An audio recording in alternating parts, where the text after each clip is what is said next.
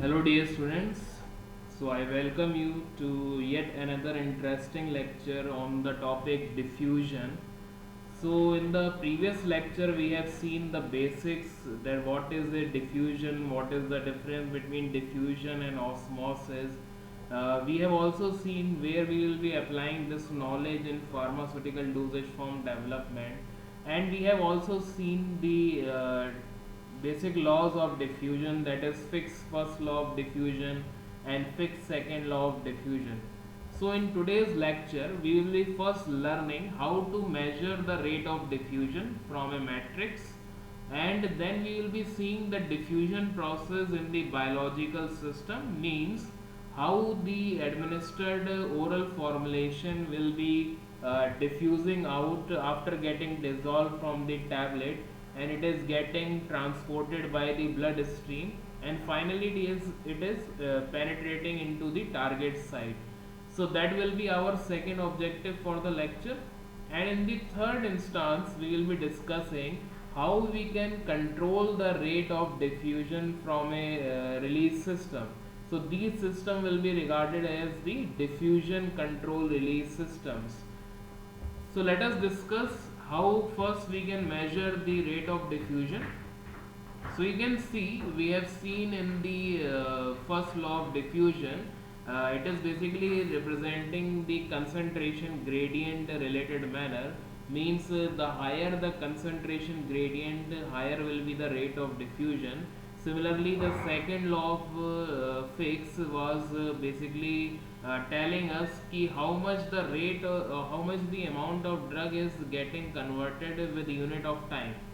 So these were the two laws, and now we will be learning how we can measure that how much amount has been transported or diffused from a unit surface area. So we can just see over here the concentration, that is initial concentration of the drug was C in a particular volume, and it will be changing with relation to the time. So you can see volume element changes as a result of net flow of diffusion of molecules into or out of the region. So a difference in the concentration will usually exist, means the initial concentration would be C and the final concentration will be somewhat else. So there will be a difference between the input and the output. So if we can measure the difference, means what was the starting concentration and what was the concentration after certain period of time, so we can easily calculate the flux, that is represented by J. So let me just show you this wonderful diagram. So you can see this basically works in this fashion. So we can take a compartment and separate it with a help of a membrane, and this membrane will be just like we are using or targeting for the flux calculation. So you can see this is the donor compartment in which we will be filling the solution of the drug, and we will trying to observe how much of the drug is getting diffused through this polymeric membrane with respect to time. So flux in and the flux out after certain moment of time we can calculate it. So you can see also over here structure is developed which maintains the sink condition. So what are sink condition? So in the biological system, when we administer a drug, the drug is getting diffused out from a formulation and it is getting regularly absorbed. But whereas when we are trying to develop a system to measure the flux at in vitro conditions, then we have to means replace the fluid which is being taken in the donor compartment with the fresh fluid. Otherwise the sink condition will not be maintained and the system will be saturated and no drug will diffuse with respect to time. So as this diagram is the basic, this particular representation is known as the Franz diffusion cell. So Franz was a scientist who first of all discussed or developed the measurement system for the diffusion process. So you can see the donor compartment is here, donor chamber is located over here, and it has been separated with a membrane. So this membrane can be replaced by animal membrane, means stratum corneum can be there. It can also be replaced with some human means membrane. Similarly, the lower compartment will be known as the receptor chamber, and you can see we can also maintain the temperature of the fluid by continuously flowing water with 37.5 degrees centigrade temperature, and this will be the sampling port. So how much the drug is being diffused per unit of time, we can just calculate or measure from this sampling port. So let us discuss how we can observe, or what are the conditions in which the drug is getting diffused from the biological system. And first we will be taking an example of GIT, absorption of drugs. Then we will be explaining to you how the drug is being diffused from the stratum corneum, that is from the transdermal systems. So first of all, another taken formulation will be experiencing means it will be obstructed by the gastrointestinal barrier, and only if the drug are sufficiently lipophilic will be allowed to permeate through this biological barrier. So it involves mainly simple diffusion process. The drug is absorbed into the blood from here by concentration gradient process. So as I already mentioned, it will be a simple diffusion, and the drug will be transporting or diffusing on the basis of the concentration difference, and it basically depends on the charge, means the ionic charge on the drug, as well as the biological area which is available for absorption. So larger the biological area which is available for absorption, larger will be the amount of drug absorption. So this is the diagram. So you can see we have taken a particular medication, it enters into the stomach where it gets disintegrate, then dissolve, then the particle will be diffusing.